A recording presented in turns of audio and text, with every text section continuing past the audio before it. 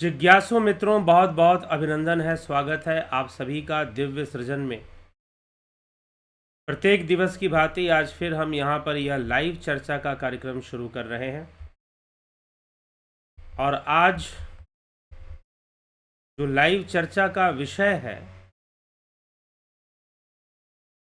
है आज का, क्या पिछले जन्म के कर्मों का फल जानकर अन्याय सहना चाहिए? यह विषय है, क्या पिछले जन्मों के कर्म का फल समझकर अन्याय सहना चाहिए या अन्याय नहीं सहना चाहिए? इस विषय पर हम आज विचार करेंगे, क्योंकि कई बार ऐसा कहा जाता है कि हमारे जीवन में जो सुख दुख आ रहा है वह सब पिछले जन्मों के कर्मों से आ रहा है। अब जैसे मान लीजिए कि कोई किसी को सता रहा है, कोई किसी को कष्ट पहुंचा रहा है, तो उसके पिछले जन्मों के कर्म हैं। जो उसको कष्ट पहुंचा रहा है, पिछले जन्मों में उसने भी उसी को कष्ट पहुंचाया था, तो इस जन्म में प्रारब्ध रूप में उसे यह कष्ट भोगना पड़ रहा है। प्रारब्ध रूप में उसे यह कष्ट भोगना पड़ रहा है। तो पिछले जन्मों का जो हमारा प्रारब्ध है या पिछले जन्मों के जो कर्म के फल हैं, वो प्रारब्ध रूप में हमें इस जन्म में प्राप्त होते हैं। चलिए, ये बात सही है, इतनी बात समझ में आ रही है। लेकिन अब प्रश्न ये होता है कि मान लीजिए कि कोई व्यक्ति आपको कष्ट पहुंचाता है और अन्यायपूर्ण ढंग से आपके ऊपर अत्याचार करता है, अन्यायपूर्ण ढंग से आपके ऊपर अत्याचार करता है और आपको बहुत ही कष्ट भोगना पड़ रहा है। जैसे कि उदाहरण के लिए हम एक मान लें कि भाई एक परिवार में एक सास, एक बहू, और सास ने बहू को बहुत सताया। सास ने बहू को बहुत सताया, बहुत उसकी बेइज्जती की, उसकी अवहेलना की, उसके साथ मारपीट भी की। और आप न्यूज़पेपर में पढ़ते होंगे कई बार इस प्रकार से बहू आत्महत्या कर लेती है, प्रताड़ना से दुखी होकर, या कुछ दूसरे कई कारण बन सकते हैं। कुछ परिवारों में ऐसा भी हो जाता है कि बहू सास को बहुत सता रही है, बहू ने सास को, ससुर को बहुत परेशान किया, बहुत प्रताड़ना दी, बूढ़े सास ससुर से घर के काम करवाए, झाड़ू पोछे लगवाए, बहू ने किया है सब। तो परिस्थितियां अनेकों प्रकार से बन सकती हैं, परिस्थितियां अनेकों प्रकार से बन सकती हैं। तो अनेकों प्रकार से परिस्थितियां जन्म लेती हैं, बनती हैं, और मनुष्य के जीवन में अनेकों दुख सामने आता है। लेकिन अब इसमें प्रश्न ये है, जैसे कि बहू ने सास को बहुत सताया, तो सास ने किसी महात्मा जी के पास जाकर पूछा कि ये ऐसे मेरी बहू मुझे क्यों सताती है, क्या करना चाहिए, मैं क्या करूं? तो महात्मा जी ने कहा कि तेरे पिछले जन्मों के कर्म हैं, और उसे कहा कि चल मैं तुझे पिछले जन्मों का कर्म दिखाता हूं और तू पिछले जन्मों के कर्मों को देख। तो कर्मों को उसने दिखाया, तो उसे पता चला कि पिछले जन्म में जो बहू बनकर आई है, पिछले जन्म में वो उसकी सास थी, और तब इसने अपने सास को बहुत सताया था। इस कारण से आज वही जो सास थी वो बहू बनकर आ गई। सास भी कभी बहू थी, ऐसा कुछ टीवी सीरियल आया करता था, टीवी सीरीज चलता है कुछ। तो एक बार सास ने बहू को बहुत सताया, तो बहू किसी महात्मा जी के पास गई पूछने के लिए कि आप मुझे बताइए क्योंकि मेरी सास मुझे इतना क्यों सताती है। तो महात्मा जी ने उसको भी अपना पिछला जन्म दिखा दिया कि देख, तेरे पिछले जन्म में जो तेरी सास थी वो कौन थी?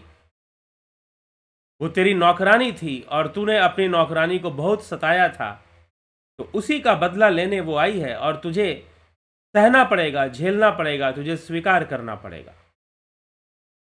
तो अब प्रश्न ये उठता है कि ये तो सास बहू की छोटी मोटी बातें हैं, लेकिन कोई बहुत बड़ी घटना हो, कोई बहुत बड़ी घटना हो, किसी का कोई पड़ोसी ही अपने पड़ोसी को सता रहा हो, निरंतर अत्याचार कर रहा हो पैसे के बल पे, कोई किसी की हत्या कर रहा हो, कोई किसी के यहाँ डाका डाल रहा हो और कोई किसी महिला का शील हरण कर रहा हो, उसके साथ व्यभिचार कर रहा हो, दुर्व्यवहार कर रहा हो। जब ऐसी घटना घटे और फिर कोई ये कहे बात सही है, तुम्हारे पिछले जन्मों के कर्मों का फल है, लेकिन प्रश्न ये उठता है कि क्या हमें पिछले जन्मों के कर्मों का फल मानकर संसार में मिलने वाले सारे कष्ट और हमारे ऊपर होने वाले अत्याचार और हमारे ऊपर होने वाले अन्याय हमें सहते रहना चाहिए क्या?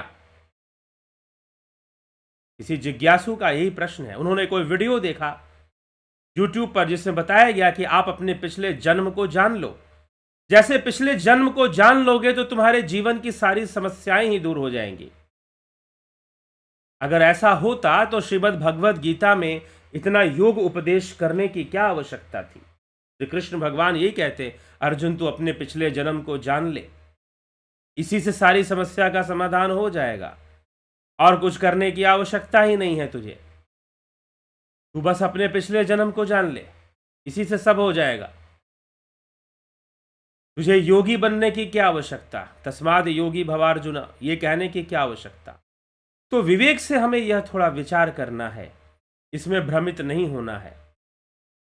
इसीलिए आप अपने पिछले जन्म को जानो, यह बहुत जरूरी नहीं है और उसमें कुछ विशेष मिल नहीं जाएगा आपको,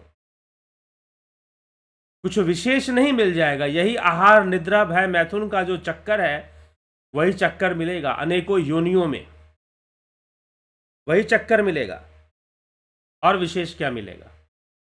लेकिन चलो, फिर भी मनुष्य कई बार जानने की कोशिश करता है। लेकिन अगर प्रश्न यह भी नहीं है कि हमें जानना चाहिए कि नहीं जानना चाहिए, प्रश्न यह है कि किसी महिला के साथ दुराचार होता है, बलात्कार होता है, अत्याचार होता है,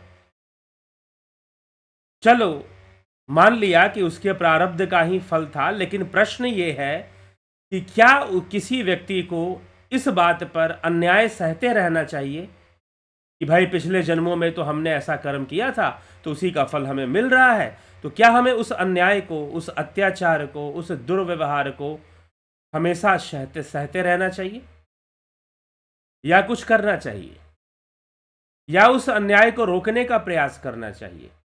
तो चलिए हम पिछला जन्म अपना जाने, तो प्रश्न यह भी उठता है कि प्रकृति ने पिछला जन्म छुपाया ही क्यों है?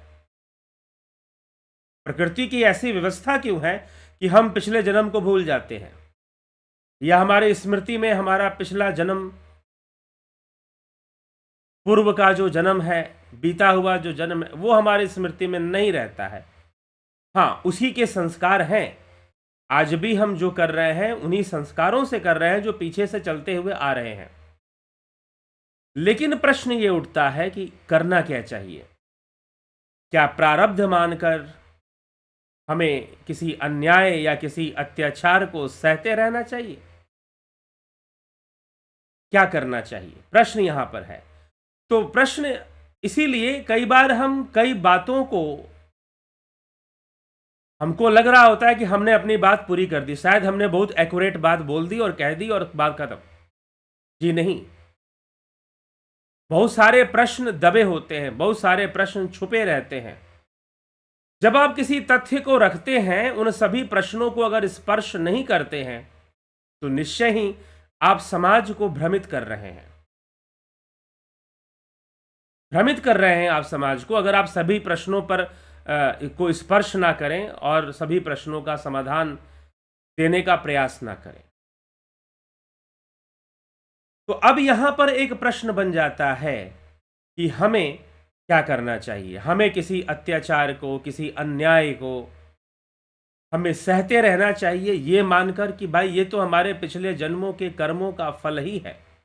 अगर ऐसा होता तो श्री कृष्ण अर्जुन से कभी यह नहीं कहते कि अर्जुन तू युद्ध कर, कभी नहीं कहते। उसे कहते कि तेरे प्रारब्ध में जो होगा सो होगा, युद्ध कर चाहे ना कर,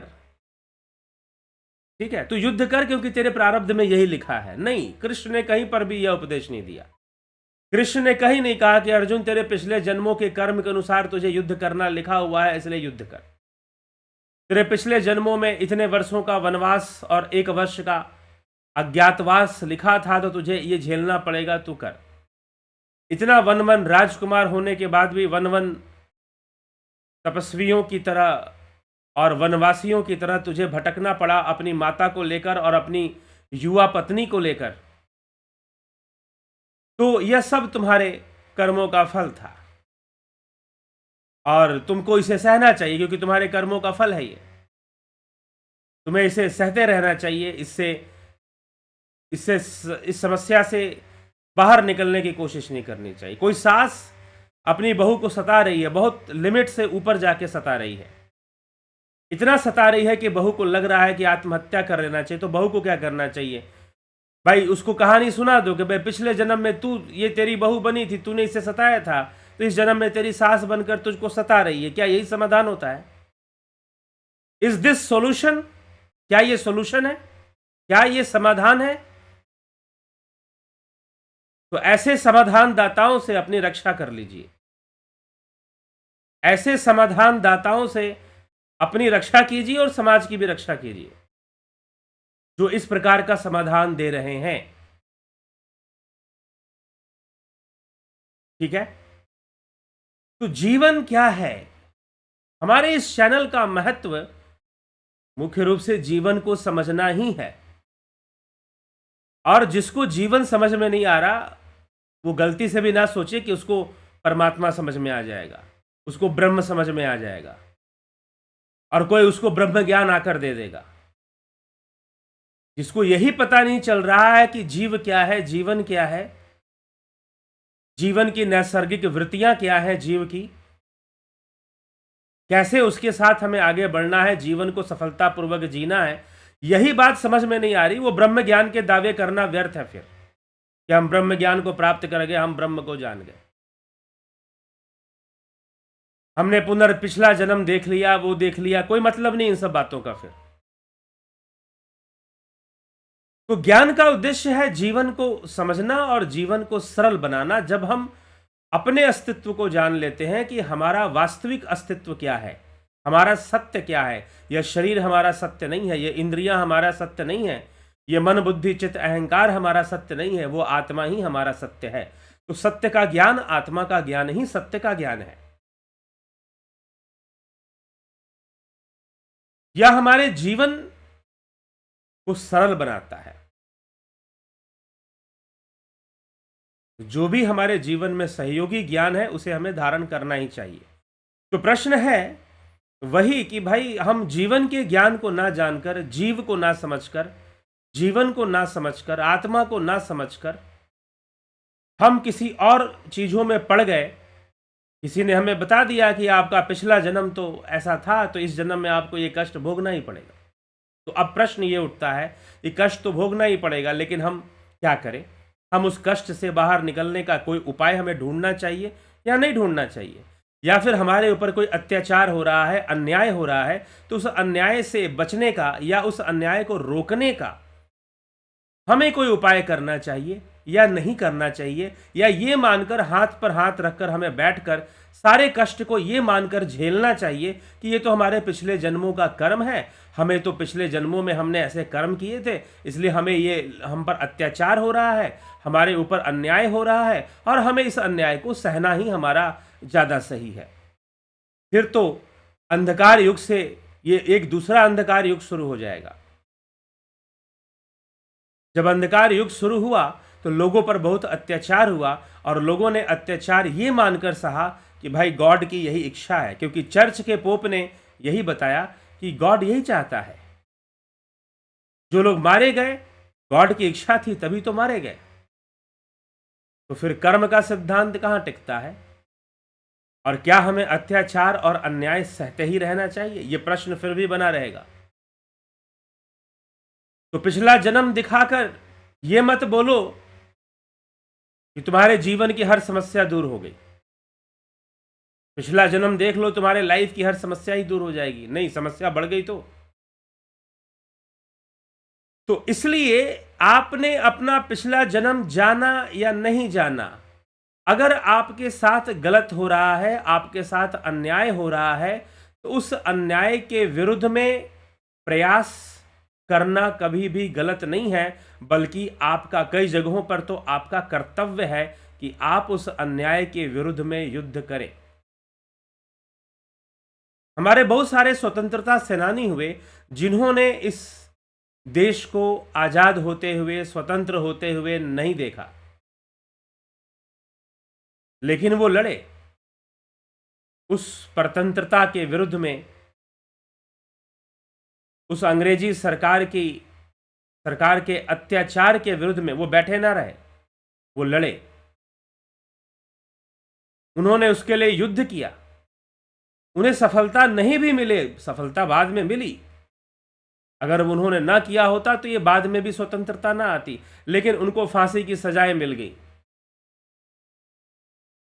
खुदीराम बोस, भगत सिंह, चंद्रशेखर आजाद, ऐसे कई स्वतंत्रता सेनानी वो परतंत्र थे। अगर उन्हें यह कह दिया जाता कि भाई तुमने पिछले जन्म में ऐसे कर्म किए थे इसलिए तुम्हें गुलामी मिली है, तो तुम इस गुलामी को स्वीकार करो, accept this, is it right? तो फिर तो अच्छा यही है कि प्रकृति ने पिछला जन्म छुपा के रखा है, वही सबसे ज्यादा अच्छी, वही ज्यादा अच्छी स्थिति है। फिर कृष्ण के कर्म का उपदेश देने का क्या मतलब रह जाता है? फिर कोई कर्म करने की क्या आवश्यकता है? कृष्ण के कर्म का उपदेश देने का भला अर्थ ही क्या रह जाएगा फिर, कि तुम अपने सही दिशा में कर्म करो। अगर तुम्हारे ऊपर अन्याय हो रहा है, तुम अन्याय के विरुद्ध में लड़ो जरूर, उस अन्याय के विरुद्ध में खड़े जरूर हो। अगर तुम्हें लगता है कि तुम लड़ नहीं सकते हो तो कम से कम बोलो जरूर, चिल्लाओ जरूर, आवाज जरूर उठाओ। हाँ, विवेक का प्रयोग करो। इस बात की स्वीकृति भी होना अच्छी बात है कि हाँ, जीवन में कष्ट आ रहा है तो हमें अपने प्रारब्ध से आ रहा है, लेकिन इसका अर्थ ये नहीं है कि जो भी अन्याय हो रहा है आप उसे सहन करते जाओ, बल्कि प्रकृति आपको एक मौका भी दे रही है कि आप ऐसी परिस्थिति में कैसे कदम उठाते हैं। जब आप अपने ऊपर अन्याय या किसी और के ऊपर भी अन्याय होते हुए देखते हैं तो क्या आप उसके लिए आवाज उठाते हैं या नहीं उठाते हैं? और अगर आप चुप रह जाते हैं तो मत भूलिएगा कि चुप रहने का भी कर्म बनेगा और अगले जन्म में वो भी भुगतना पड़ेगा। हो सकता है कि आपके ऊपर अन्याय हो रहा होगा तो बहुत सारे लोग चुप रह जाएंगे, देखते हुए भी चुप रह जाएंगे। तो इसीलिए यह जो बात है कि हमारे पिछले जन्म में हमारी सास ने, हमने इनके ऊपर अत्याचार किया था, इसीलिए इस जन्म में ये हमारे ऊपर अत्याचार कर रही हैं, गुरु जी ने पिछले जन्म देखकर बता दिया है। ऐसे गुरु जी लोगों से अपने परिवार की रक्षा कर लो, ऐसे गुरुओं से अपने परिवार की रक्षा कर लो, क्योंकि शास्त्र ऐसी कोई प्रेरणा नहीं देते हैं। शास्त्र यही प्रेरणा देते हैं कि विवेकपूर्ण ढंग से आपके ऊपर कोई अन्याय कर रहा है तो अपनी विवेक, अपनी बुद्धि, क्योंकि बुद्धि की शक्ति, बुद्धि अपने आप में बहुत बड़ा शस्त्र है, तो बुद्धि का प्रयोग करते हुए अगर लगता है कि सामने वाला जो हम पर अत्याचार कर रहा है बहुत ही ताकतवर है, तो अपने बुद्धि विवेक का प्रयोग करते हुए आप जो है उस अन्याय, उस अत्याचार को रोकने, उसे खत्म करने का प्रयास जरूर करिए। हो सकता है कि आपको सफलता न मिले, लेकिन आपकी गिनती हमेशा धर्म की ओर से लड़ने वालों में होगी। हो सकता है सफलता ना मिले। इतिहास की हम ऐसे कई घटनाएं हैं, यह देश स्वतंत्र हुआ तो कईयों के रक्त बहे, कईयों ने अपना बलिदान दिया और उन्होंने स्वतंत्रता नहीं देखी। उन्होंने इस देश को स्वतंत्र होते हुए नहीं देखा अपने शरीर से। हाँ ठीक है, वो परलोक से देखे होंगे, जब यह देश स्वतंत्र हुआ होगा उनकी आत्मा को शांति मिली होगी, वो एक अलग बात है, लेकिन उन्होंने वैसे नहीं देखा। वो बलिदानी हो गए, वो बलिदानी हो गए, उनकी मृत्यु हो गई, उन्हें सफलता नहीं मिली, लेकिन उनकी गिनती आज हम करते हैं स्वतंत्रता सेनानियों में, स्वतंत्रता के लिए लड़ने वालों में। हम उनकी गिनती गुलाम बनाने वालों का साथ देने वालों में नहीं करते। हम उनकी गिनती अंग्रेजों या मुगलों के समर्थक के रूप में नहीं करते, हम उनकी गिनती लड़ने वालों में करते हैं। हम उनकी गिनती वीर गति प्राप्त करने वाले लोगों में करते हैं। तो हमेशा मनुष्य को जो गलत है, अब चाहे सामने वाला कितना भी बड़ा ताकतवर हो सकता है कि उसकी बहुत प्रतिष्ठा भी हो, कई बार तो ऐसा भी होता है सामने वाले की बहुत प्रतिष्ठा भी होती है। उल्टा अगर आप उसे गलत कह दोगे तो आप गलत माने जाओगे, आप गलत माने जाओगे। और इस नाम पर कई बार समाज में दुष्प्रचार हो जाता है। भारत में कहते हैं कि हमारे देश की स्वतंत्रता के पहले ऐसा माहौल था और लोग अच्छे माने जाते थे अगर वो किसी खास व्यक्ति के फॉलोअर होते थे। अगर कोई ये कह दे कि भाई मैं इन महानुभावों की विचारधारा से संतुष्ट नहीं हूं, तो आपको गलत माना जाता था। और आज भी ऐसा होता है, ऐसा नहीं कि आज नहीं होता, आज भी ऐसा होता है। अंधाधुन में जो फॉलोअर बनते हैं, अंधेपन में, उनके साथ ऐसा भी होना शुरू हो जाता है। तो इसलिए जब कहीं अन्याय हो, अत्याचार हो, गलत हो, आप उसके विरुद्ध में बोलिए, आपका यह कर्म है। हाँ ठीक है, इस बात की स्वीकृति गलत नहीं है कि जीवन में कष्ट प्रारब्ध से आ रहा है, लेकिन आप कुछ करें ही ना तो वो अकर्मण्यता का दोष आपको लगेगा, एक नया पाप भी आपके साथ जुड़ेगा। इसलिए यह बहुत ही विवेक का विषय है। इस बात में तनिक भी संशय नहीं रखना चाहिए कि हमें तो पता चल गया, हमें तो पिछला जन्म दिख गया, हमारी ये बहू, हमारी जो इस जन्म में सास है वो पिछले जन्म में बहू थी, हमने बड़ा अत्याचार किया था, तो अब ये हम पर अत्याचार कर रही है, इसलिए चुपचाप हम सहन करते हैं। ऐसा उपदेश शास्त्र तो नहीं देते, बिल्कुल नहीं देते।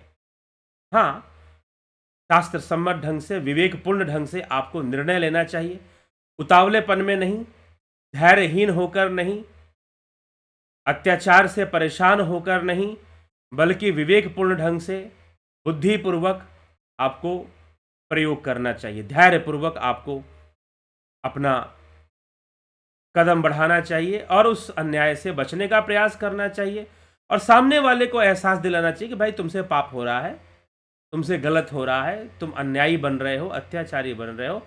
उसे सामने वाले को ये हमें एहसास जरूर दिला देना चाहिए।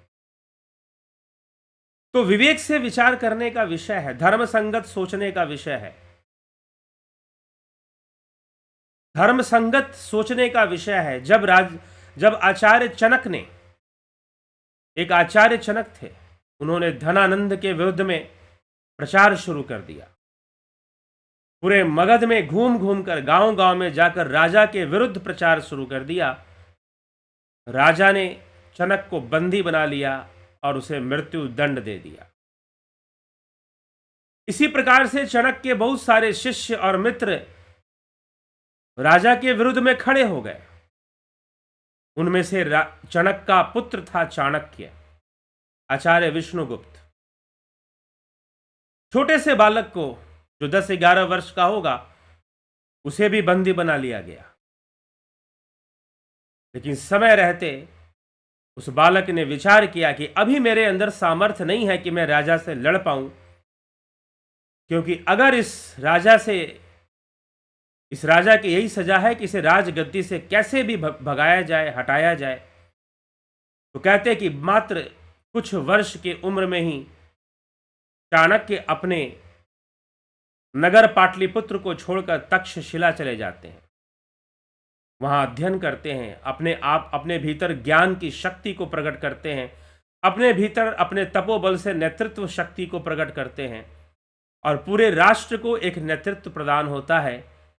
और मात्र धनानंद ही नहीं, देश के अलग अलग जगहों पर, अलग अलग राज्यों और जनपदों में जितने भी क्रूर और भ्रष्टाचारी राजा थे, उन सब को पदस्थ करके उनके पद से हटाया। सिर्फ धनानंद को ही नहीं हटाया था, देश के अलग अलग जगहों पर जो भ्रष्टाचारी राजा थे, जिनको राष्ट्र की कोई चिंता नहीं थी, जनता का शोषण करते थे, उन सभी भ्रष्टाचारियों को, दुष्टों को, क्रूरों को हटाकर एक सम्राट के अधीन कर दिया, चंद्रगुप्त मौर्य के अधीन कर दिया कि सब सम्राट के अधीन होकर कार्य करेंगे। ऐसा सम्राट जिसने उम्र होने पर अनासक्त होकर राजपाट से भी मुंह मोड़कर संन्यास ले लिया। जैन मत के अनुसार संन्यास लेकर इच्छा मृत्यु को धारण किया चंद्रगुप्त मौर्य ने कि अब मुझे इस शरीर से किसी भी भोग भोगने की इच्छा नहीं है, इसलिए मैं शरीर का त्याग करना चाहता हूं। ऐसी कथा आती है। तो ऐसे सम्राट हों तो उनके अधीन लोगों को रहना ही चाहिए, जो ऐसी अनासक्ति भाव को प्राप्त कर जाए। तो इसलिए अगर अन्याय है, अगर गलत है, आपके अंदर सामर्थ्य है उसको रोकने का, तो बहुत ही अच्छी बात है, फिर तो चुप बैठने का मतलब ही नहीं है। आप अपने सामर्थ्य का प्रयोग कीजिए। लेकिन अगर आपके पास सामर्थ्य नहीं है तो आप अपने धैर्य विवेक का प्रयोग कीजिए, सही समय की प्रतीक्षा कीजिए और उस अन्याय को, उस अत्याचार को जवाब जरूर दीजिए। शास्त्र ऐसी शिक्षा कभी नहीं देते हैं कि आप जो है पिछला जन्म का कर्म फल समझकर बैठे रहिए कि भाई पिछले जन्म में मैंने इसको कष्ट दिया होगा, तो इस जन्म में ये मुझे कष्ट दिए जा रहा है, इसीलिए मैं अब सह लेता हूं। या आपके कोई गुरुजी ऐसा आपको बतला दे, कोई गुरुजी आपको ऐसा बतला दे, कोई गुरुजी आपको ऐसा कह दे, तो भी आपको ऐसा नहीं सोचना चाहिए। तो इसीलिए यह विवेकपूर्ण, किसी ने इस विषय पर ऐसा ही प्रश्न किया। परिवर्तन संसार का नियम है, क्या हमें अपनी परिस्थितियों को बदलने का कोई प्रयास नहीं करना चाहिए? क्या हमें विकसित होने का प्रयास नहीं करना चाहिए? जरूर करना चाहिए। अध्यात्म कभी भी आपको यह शिक्षा नहीं देती है। अध्यात्म तो है ही विकसित होने का नाम। अपनी चेतना को विकसित कीजिए, अपनी कॉन्शियसनेस को डेवलप कीजिए, क्योंकि जितनी चेतना का विकास होगा, जो ज्ञान का लेवल है वो उतना ही बढ़ जाएगा। अभी ज्ञान का लेवल क्या है? वो इंद्रिय ज्ञान का लेवल है, इंद्रियों से जो हम कर सकते हैं। चेतना विकसित होगी, जो इंद्रियों के परे है वो ज्ञान भी होना शुरू हो जाता है। तो अध्यात्म विकसित होने का नाम है। लेकिन कई बार अध्यात्म की परिभाषा कुछ इस ढंग से दी जाती है कि बस तुम संसार छोड़ दो, बस तुम त्याग दो सब कुछ, छोड़ो घर बार, चलो जंगल में। अरे तुम परिवार में रहते हो, परिवार में रहकर भला कौन सा आध्यात्मिक विकास होगा? सब कुछ छोड़ छाड़ दो, जमीन उमीन गुरु जी को दान पुण्य दे दो और सन्यासी बन जाओ, गुरु जी के आश्रम में जाकर बैठ जाओ। क्या यही अध्यात्म है? ठीक है, मैं ये नहीं कहता कि कोई आश्रम में जा रहा है तो गलत बात है, बल्कि लेकिन क्या अध्यात्म की यही परिभाषा है? जी नहीं। अध्यात्म की परिभाषा है आपकी चेतना का विकास होना चाहिए, आपकी जो कॉन्शियसनेस है वो इवॉल्व होना चाहिए, विकसित होना चाहिए, उस दिशा में आगे बढ़िए। क्योंकि जब वो विकसित हो जाएगी तो कुछ छोड़ने की आवश्यकता नहीं पड़ेगी, बल्कि अपने आप ही सब कुछ छूट जाएगा। बच्चे का दिमाग जब विकसित हो जाता है, आयु बढ़ जाती है, तो खिलौने और कार्टून को देखना वो खुद ही बंद कर देता है, खिलौने और कार्टून को देखना वो खुद ही बंद कर देता है। वैसे ही जब आपकी कॉन्शियसनेस डेवलप हो जाती है, जब आपकी चेतना विकसित हो जाती है, तो स्वतः ही मनुष्य संसार की चीज़ों में आसक्ति नहीं रखता। ये स्वाभाविक रूप से आ जाता है। ये स्वाभाविक रूप से प्रवृत्ति में आ जाएगी आपके कि आप सांसारिक आसक्तियां अपने आप ही कम होने लगेंगी, आपको गौण दिखाई देंगी, आपको व्यर्थ दिखाई देंगी। सांसारिक आसक्तियां आपको व्यर्थ नजर आनी शुरू हो जाएंगी। ये खुद ही शुरू हो जाता है। इसका अभ्यास अगर आप करते हैं अनासक्ति का, तो वो भी अच्छी बात है, बुराई नहीं है। लेकिन कई बार जब हम इस बात को नहीं समझते हैं कि मात्र बाहर से अनासक्ति नहीं, बल्कि चेतना का विकसित हो जाना ज़्यादा जरूरी है। अगर वो हो जाए तो अनासक्ति और दृढ़ हो जाती है। फिर तो मनुष्य संसार में अनेकों कर्मों को करते हुए भी अनासक्त रहता है और ना ही उसे कर्मों का दोष लगता है। इसलिए भगवान श्री कृष्ण ने कहा, अनाश्रितो कर्म फलम कार्यम कर्म करोति यः स सन्यासी च योगी। वही सन्यासी योगी है जो कर्म फल के प्रति अनासक्त होकर, अनाश्रित होकर करने योग्य सभी कर्मों को करता रहता है। तो यह विवेक का विषय है। तो करने योग्य सारे कर्मों को अर्जुन तू कर, और तेरे सामने यह युद्ध कर्तव्य के रूप में है, यह करने योग्य है, तेरे द्वारा यह होना चाहिए, इसलिए तू इस युद्ध को कर। तो विवेकपूर्ण ढंग से, योगी भाव से अगर कोई अत्याचार भी हो रहा है उसे हमें रोकना चाहिए। गुरु गोविंद सिंह जी ब्रह्मज्ञानी थे, अवतारी पुरुष थे, तो क्या वो औरंगजेब के अत्याचार को सहते रहे? नहीं, उन्होंने अपना कर्म किया। क्या उन्हें यह नहीं पता था कि प्रारब्ध तो सबको भोगना पड़ता है? उनके पुत्रों को दीवार में चिनवा दिया गया, इतना बड़ा बलिदान। क्या हम ये कह के भाई उनके भी कर्म हो गए तो उनको भोगना पड़ा? बात सही है, सब कुछ प्रारब्ध से आ रहा है, लेकिन आपको कर्म क्या करना है? सिर्फ आपको कर्म भोगना नहीं है, करना भी तो है ना। कर्म करना भी तो है, सिर्फ भोगना ही थोड़ी ना है। तो इसीलिए विवेक से विचार करके जो भी अन्याय है, जो भी अत्याचार है, उसके विरुद्ध हमें सफलता मिले जरूरी नहीं। हो सकता है कि उस अन्याय के विरोध में, उस या अन्याय को रोकने के प्रयास में हम जो हैं असफल हों, हम असफल हों, लेकिन फिर भी हमारी गिनती जो है अन्याय के विरोध करने वालों में ही होगी। महारानी लक्ष्मीबाई असफल हुई, असफल अपने कर्म में असफल नहीं हुई। हम ये कह सकते ठीक है, अंग्रेजों पर उन्होंने विजय प्राप्त नहीं किया, कई युद्ध में किया भी, लेकिन कई मोर्चों पर वो सफल होती गई, लेकिन अंततः उन्हें पूर्ण सफलता ना मिली। लेकिन कर्म की सफलता कर्म करने में है। कर्म की सफलता बस कर्म करने में है कि आप कर्म कीजिए। वो अपने कर्म में बिल्कुल सफल हुए। वीर कुंवर सिंह, स्वतंत्रता सेनानी बाबू वीर कुंवर सिंह, वो रानी लक्ष्मीबाई की सहायता करने निकले। जब रानी लक्ष्मीबाई की सहायता करने वो निकले और जब झांसी पहुंचे तो उनको सूचना मिली, उनको समाचार मिला कि रानी लक्ष्मीबाई की हत्या अंग्रेजों ने कर दी है। तब उन्होंने क्या किया? देखा कि भाई चलो, मैं रानी को तो नहीं बचा पाया।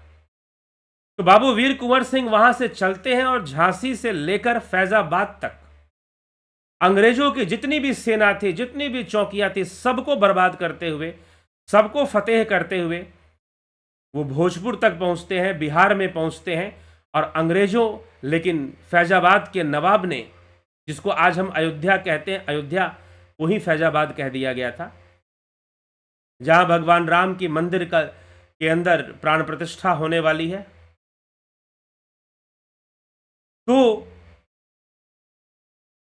बाबू वीर कुंवर सिंह को धोखा मिला फैजाबाद के नवाब से, उसने अंग्रेजों का साथ दिया। बाबू वीर कुंवर सिंह को बोला कि मैं आपका साथ दूंगा, साथ अंग्रेजों का दिया। वो अपना कर्तव्य करते गए।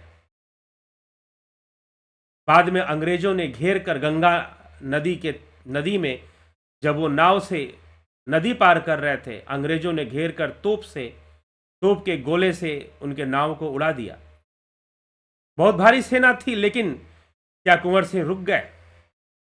अपना कर्म, वो भी 80 वर्ष की उम्र में। कहा जाता है कि उनकी उम्र उस समय 80 वर्ष थी। 80 वर्ष की उम्र में उन्होंने ये कार्य कर दिखाया। तो कर्म करते गए, करने की उम्र नहीं थी, फिर भी अपने कर्तव्य का पालन किया। फिर भी अपने कर्तव्य का उन्होंने पालन किया। तो इस प्रकार से कर्म करते रहना ही महत्वपूर्ण है, सही कार्य के लिए, सही उद्देश्य के लिए। तन्मे मनः शिव संकल्पमस्तु, शिव संकल्पों को धारण करके कर्म करते रहना ही सबसे बड़ी बात होती है। तो इसलिए यह कर्तव्य बन जाता है कि हम अधर्म का साथ ना दें, अन्याय का साथ ना दें, अत्याचार का साथ ना दें। चाहे अत्याचार या अन्याय इतना भी बड़ा रूप धारण करके बैठा हो, खड़ा हो, बड़ा प्रतिष्ठित भी हो, क्योंकि कई बार जहां बहुत अधिक प्रतिष्ठा होती है ना, वहां पर दीपक तले अंधेरा होता है, वहां पर अन्याय शुरू हो जाता है, वहां अत्याचार शुरू हो जाता है। और यह जो ग्रंथ है, यही तो कहानी है पूरी।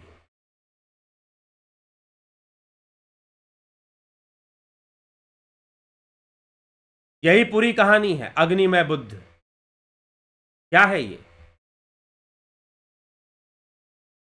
अग्निमय बुद्ध, यह जो ग्रंथ है, यह जो कथानक है, यह किस बात की कहानी है? कहना बहुत आसान होता है, लेकिन परिस्थिति के अंदर कथा पढ़ना भी आसान है। परिस्थितियों में जहां पर किसी पद की या किसी व्यवस्था की बहुत ऊंची प्रतिष्ठा हो, बहुत ऊंची, लोग पूजा करते हो किसी व्यक्ति की, और उसके संरक्षण में अन्याय हो रहा हो, अन्याय के सहने वाले कितना भी चिल्लाएं, कोई बात मानेगा नहीं उनका, कोई बात उनकी मानेगा नहीं। क्यों? क्योंकि आप जिसके विरुद्ध बोल रहे हैं वो बड़ा ही प्रतिष्ठित है, बड़ा प्रतिष्ठावान है, बड़ा नाम है उसका, बड़ा रुतबा है उसका, बड़ा सम्मान है उसका, लोग उसकी पूजा करते हैं।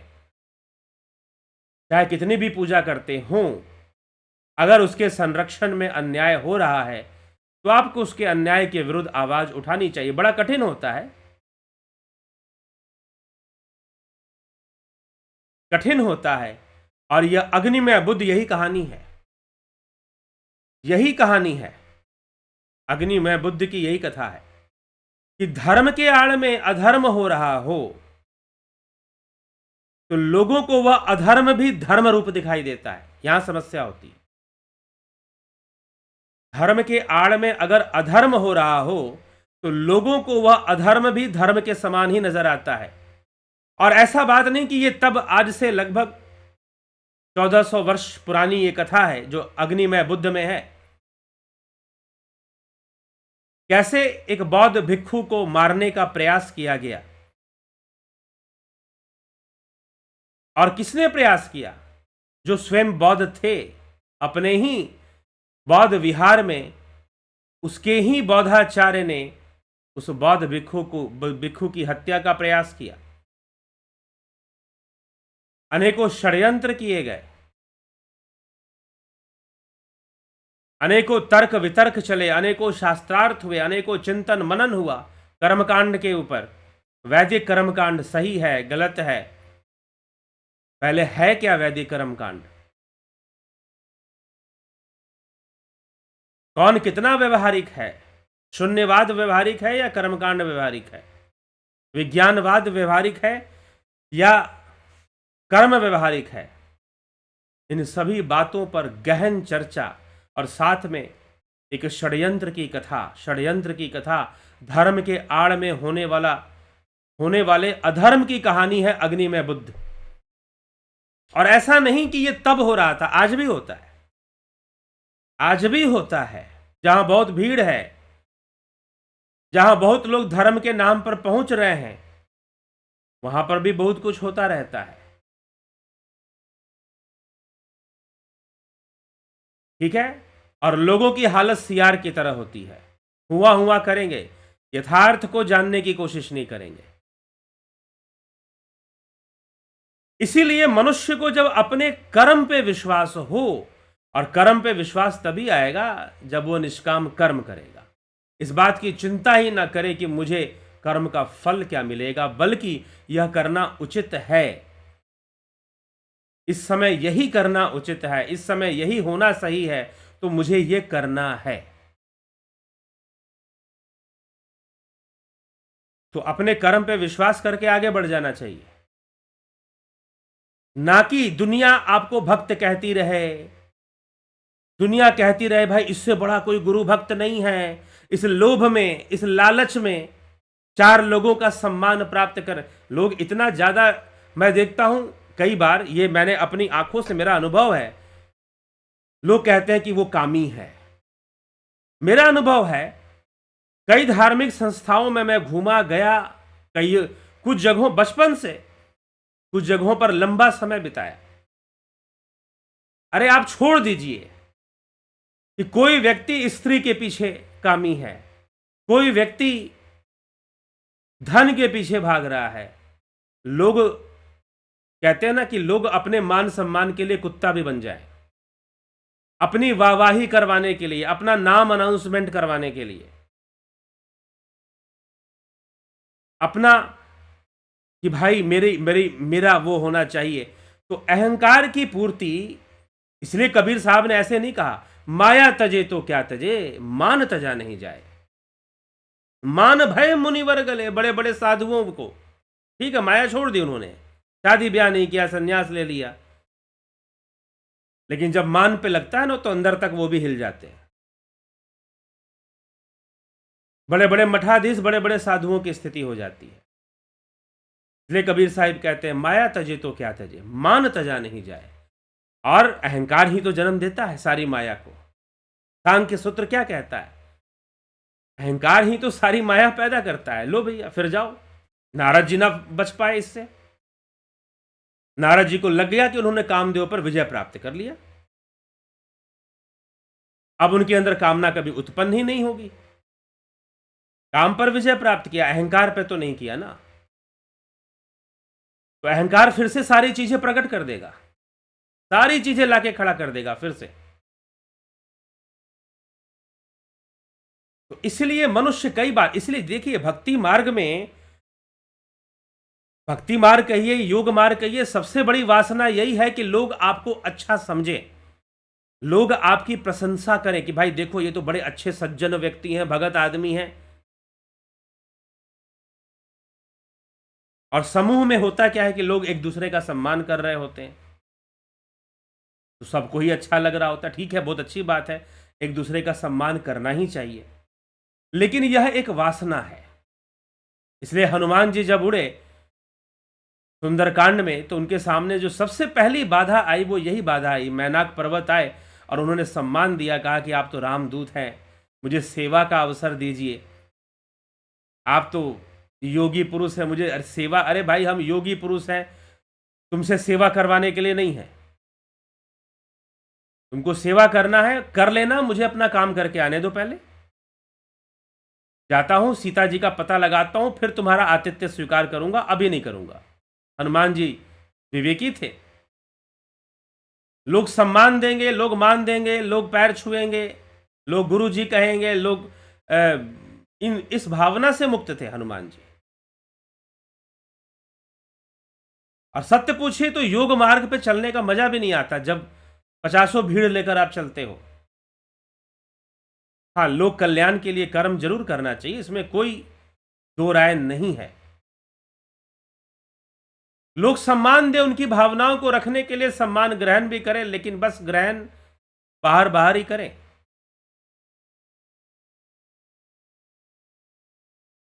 लेकिन जो कर्म धुरंधर होते हैं वही धर्म धुरंधर होते हैं, क्योंकि मीमांसा के अनुसार कर्म ही धर्म है, पूर्व मीमांसा शास्त्र के अनुसार कर्म ही धर्म है। तो जो कर्म धुरंधर हैं, जिनको कर्म करने की कला है, वो इस बात की चिंता नहीं करते कि आप उनका सम्मान करेंगे या नहीं करेंगे। इस बात का लोभ वो नहीं रखते हैं और अपने कर्म को करते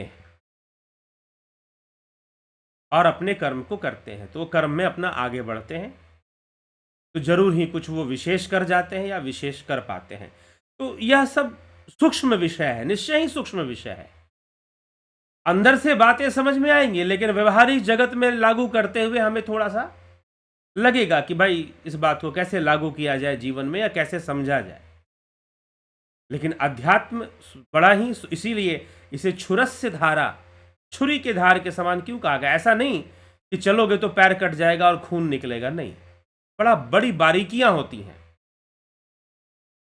लेकिन जिसके कॉन्सेप्ट क्लियर हैं, जिसको बात समझ में आ गई है और जो उस परमानंद से जुड़ने लगा है, जिसको आनंद की अनुभूति होने लगी, वो ज्यादा सोचता नहीं है।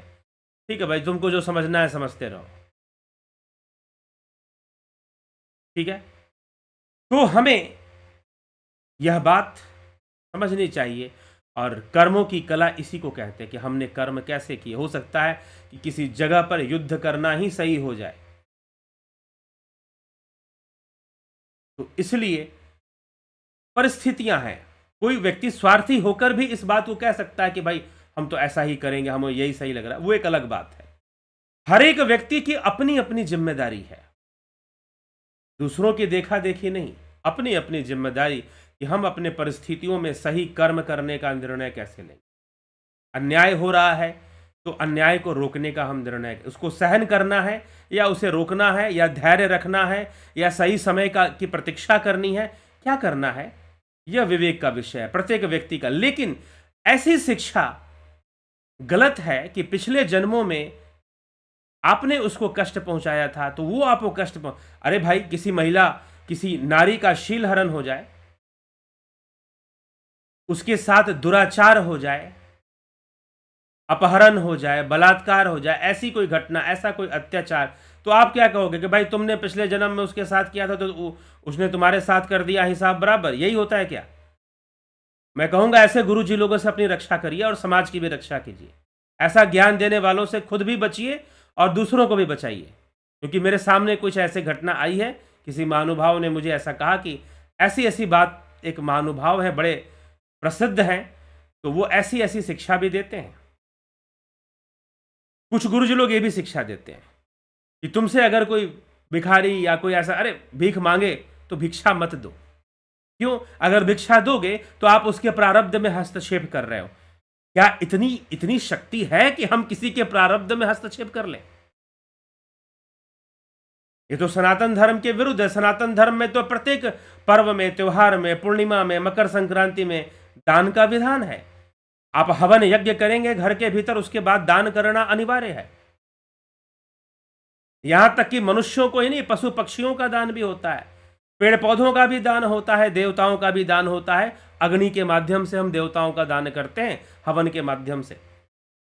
फिर हम गरीब दरिद्र मनुष्यों का भी दान करते हैं, ब्राह्मण का भी दान करते हैं, हम पशु पक्षियों का भी दान करते हैं। यह हमारे शास्त्रों में वर्णित है। यही पूर्व मीमांसा हमें यही ज्ञान देती है। और दान करने वाले लोग श्रेष्ठ कुल को प्राप्त होते हैं। कोई किसी का जन्म मान लीजिए श्रेष्ठ कुल में ना हुआ, और अगर वो दान की प्रवृत्ति रखता है तो उसका अगला जन्म श्रेष्ठ कुल में पाया जाता है, ऐसा कहा जाता है। बहुत पुण्य हुआ तो वो देवताओं के रूप में प्रतिष्ठित होता है। फिर कोई गुरुजी आएंगे, शिक्षा देंगे कि भाई तुम जो है वो दान उनके उसमें मत करो, इससे बढ़िया तुम एक ऐसे गुरु आश्रम में, हमारे देश में एक ऐसा गुरु आश्रम है, नाम नहीं लूंगा मैं संस्था का, उसमें ऐसी गुरुजी ने अपने शिष्यों को ऐसा प्रचार करके रखा है कि भाई तुमको कोई अगर ट्रेन में कोई भिक्षा मांगता है, भीख मांगता है, तो तुम उसे मत दो। तो शिष्य ने कहा कि महाराज वो अंधा है, लूला है, लंगड़ा है, या कोई ऐसी अबला स्त्री अगर भिक्षा मांग रही तो क्या उसे ना दे? नहीं नहीं, उसे मत दो, क्योंकि उसको प्रारब्ध से दुख भोगने के लिए मिला है। मैं तो पहला प्रश्न यह है कि दान देने वाला क्या उसके प्रारब्ध को रोक लेगा? क्या इतनी शक्ति है कि प्रारब्ध में अरे तुम अपना पुण्य बनाओगे, उसको जो मिलना है वो मिलेगा। अगर उसे ना मिलना है, तुम लाख रुपए भी दान कर दो, उसका लाख रुपए खर्च हो जाएगा। टिकेगा ही नहीं उसके पास, चाहे कितना भी दे दो उसको, क्योंकि उसको नहीं मिलना है। वो एक अलग बात है, लेकिन आपका आपका जो दान है, हाँ, योग्य देखना चाहिए कि जिसको हम दान दे रहे हैं वो योग्य हो। अब हट्टा कट्टा अच्छा खासा जवान भीख मांग रहा है तो उससे पूछो कि भाई तुम्हें क्या आवश्यकता है भीख मांगने की? तुम कोई काम कर सकते हो, मेहनत मजदूरी कर सकते हो। अगर वो सही कारण बताता है तो आप दीजिए, लेकिन अगर कोई दिख रहा है कि भाई इस व्यक्ति को सहायता की आवश्यकता है, तो उसकी आप सहायता जरूर करें। और फिर जो धर्म का कार्य करते हैं और वाकई में ईमानदारी से कर रहे हैं, यह तो श्रेष्ठ दान हमेशा से कहा गया है, शास्त्रों में शुरू से कहा गया है। तो इस प्रकार से, लेकिन ऐसा प्रचार कोई गुरु जी कर दें कि भाई नहीं, तुम्हें किसी की सहायता नहीं करनी चाहिए, किसी का को दान नहीं करना चाहिए, और दान इस चर्चा में, इस चक्कर में नहीं करना चाहिए कि मैं कर रहा हूं तो मैं बड़ा श्रेष्ठ कहलाऊंगा, वो फलाना व्यक्ति मेरा बड़ा गुणगान करेगा। नहीं, जहां जरूरत है, जहां आवश्यकता है, वहां करना चाहिए। तो विवेक से विचार कर कर ही हमें कार्य करना चाहिए, विवेक से विचार कर कर ही हमें दान करना चाहिए।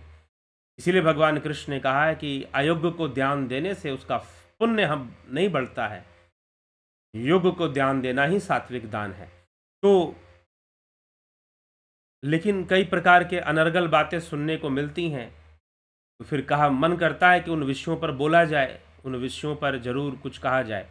तो चलिए, ऐसी ही एक बात थी कि भाई तुम जीवन के सारे कष्ट इस बात को मानकर सहो कि प्रारब्ध पिछले जन्म में तुमने किया था तो तुम्हें मिल रहा है। ठीक है, अच्छी बात है, लेकिन कष्ट भी क्यों सहना है? आप अनासक्ति को प्राप्त होइए, पूर्ण रूपेण अनाश्रित होकर कर्म कीजिए और करने योग्य सारे कर्म करिए। तो यह एक विषय है, हमें इस पर समझकर आगे विवेक से। तो किसी ने मुझसे पूछा ऐसा प्रश्न, तो मैंने आज लाइव चर्चा में उसी प्रश्न पर आधारित लाइव चर्चा की है। तो जरूर हम कुछ बातों को हमने समझा होगा और आगे बढ़ेंगे। हाँ, अगर मेरी कोई बात गलत लग जाए तो ये चमड़े की जुबान है, हो सकता है गलती से कुछ गलत शब्द कुछ निकल गया हो और आपको बुरा लग जाए तो क्षमा कर देना। कुछ गलत बोल जाऊं या शब्दों का उच्चारण गलत हो जाए, या कोई संस्कृत का श्लोक कभी कभी बोलता हूं, कोई उच्चारण गलत हो जाए, क्योंकि मुख्य उद्देश्य तो सिद्धांतों को समझना है, जीवन के सिद्धांतों को समझना। शास्त्र वास्तव में जो हमें समझाना चाहते हैं वो हम समझें और अपने जीवन को सुंदर बनाएं, सरल बनाएं, श्रेष्ठ बनाएं और योग मार्ग पर आगे बढ़ें। ध्यान योग का कोर्स 20 तारीख से शुरू हो जाएगा। ध्यान योग का कोर्स, प्राकृतिक चिकित्सा का कोर्स, फिर दर्शन का कोर्स, ये तीनों कोर्स शुरू हो जाएंगे। और इसी प्रकार की का सलाह आप लेना चाहते हैं वो ले सकते हैं। और अग्निमय बुद्ध इस ग्रंथ को अगर आप प्राप्त करना चाहते हैं, अग्निमय बुद्ध इस ग्रंथ को अगर आप प्राप्त करना चाहते हैं तो 350 रुपये आप इस नंबर पे व्हाट्सअप करेंगे, चाहे पुस्तक प्राप्त करना चाहते हैं या कोर्स ज्वाइन करना चाहते हैं, 9661802459। और जो पुस्तक को प्राप्त करना चाहते हैं, वो चाहते हैं कि उन्हें, तो आप सीधा मुझसे अभी ले सकते हैं, आप सीधा मुझसे प्राप्त कर सकते हैं। और 350 रुपये पेमेंट कर कर आप इस पुस्तक की बुकिंग करवा सकते हैं। बाय कुरियर, बाय पोस्ट आपके पास पहुंच जाएगी। ठीक है, तो चलिए अभी हम आगे बढ़ेंगे। आपके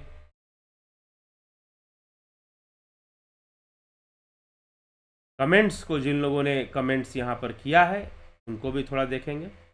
कन्हई कुमार जी बहुत अभिनंदन है, योगेश खैरनर जी, नवज्योति नाथ जी, लवकुश वर्मा, राजू पाल जी, संतोष कुमार जी, रतन सिंह जी, अमन कक्कर, रूपलाल विश्वकर्मा, नरेंद्र माकोड़े, गोविंद प्रसाद जी, श्वेता राय सिन्हा जी बहुत अभिनंदन है। के त्यागी, गंभीर शाह जी, कन्हाई कुमार, प्रभुदत्त शर्मा, विनोद के सूद, राकेश मराठे, माधुरी कोले जी, काशीनाथ, श्री कृष्ण योगेश्वर, दयानंद जी, हीरालाल यादव, सतीश मास्टर जी, मनोज साईं जी, धर्मेंद्र कुमार जी। अहम ब्रह्मास्मि में जो अहम है, क्या वो अहंकार है? नहीं, अहंकार नहीं है, वो आत्मा है। आत्मा ही ब्रह्म है। इसलिए अहम ब्रह्मास्मि ज्ञान का विषय है। यह कहने और मानने का विषय नहीं है, यह ज्ञान का विषय है। ज्ञान होने से ही अहम ब्रह्मास्मि है।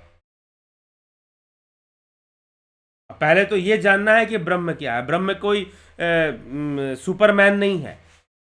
ब्रह्म कहने का मतलब ब्रह्म कोई सुपरमैन नहीं है जो बैठकर अपनी मर्जी से दुनिया चला रहा है।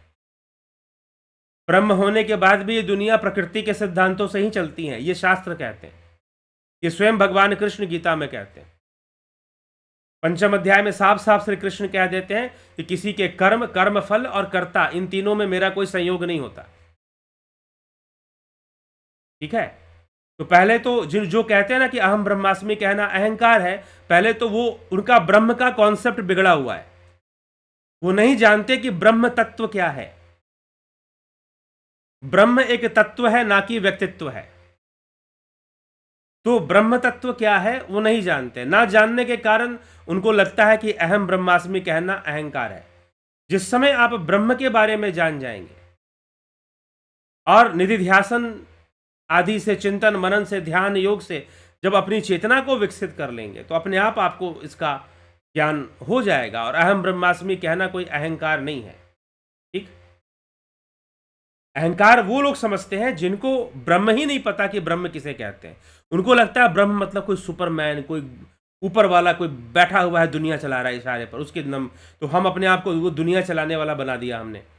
नहीं, ब्रह्म का ये कोई अर्थ नहीं होता। सविता नायक जी, नथु सिंह जी, पूनम सेठी जी, कमलेश खैरनर जी, बिमला शाह जी, योगेंद्र पंडित जी, किशोर वैद्य जी, लीना कुमारी जी।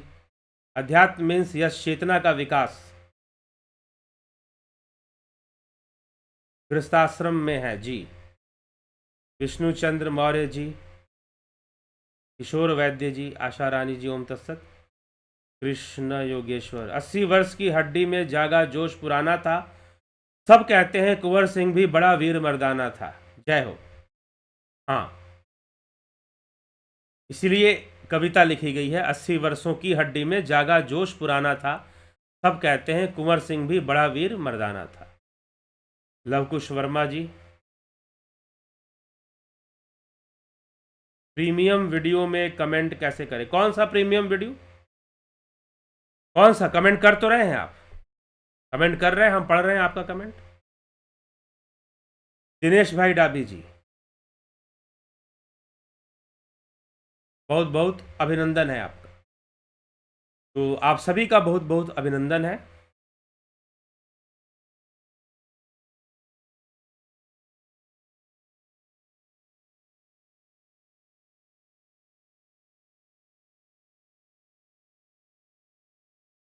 तो इसी के साथ विचारों को विराम देंगे। आपको विचार सही लगते हैं, श्रेष्ठ लगते हैं, शेयर कर दिया कीजिए, सब्सक्राइब तो जरूर किया कीजिए। मैं आप लोगों से आग्रह करूंगा कि आप जरूर शेयर कीजिए, जरूर सब्सक्राइब कीजिए, जरूर कमेंट्स लाइक भी जरूर किया कीजिए, ताकि इस चैनल को बढ़ावा मिले।